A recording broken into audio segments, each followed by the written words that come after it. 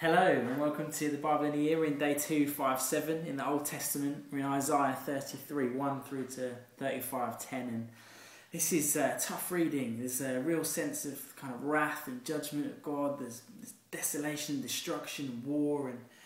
But throughout there's these kind of little threads of hope, these little fragments of grace and glimmers of light. And I just want to pick out there, verse 17, it says, "Your eyes will see the King in his beauty." And amidst this destruction, there's these little themes that actually when we turn to God, when we seek his face, he will bring redemption.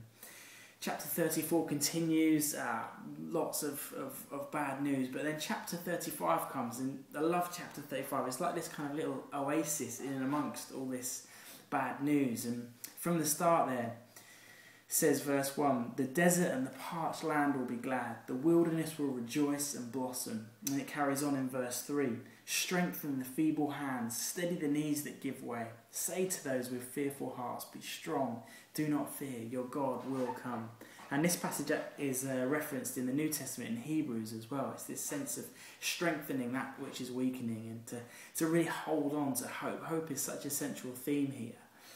Hebrews elsewhere talks about hope. It says we have this hope like an anchor for the soul, firm and secure. Do we know that hope that we have in Jesus Christ? Because the full promise of some of what this is talking about hasn't come to fruition yet. You know, it isn't when Jesus comes back. Some of this will still be to take place. I love it.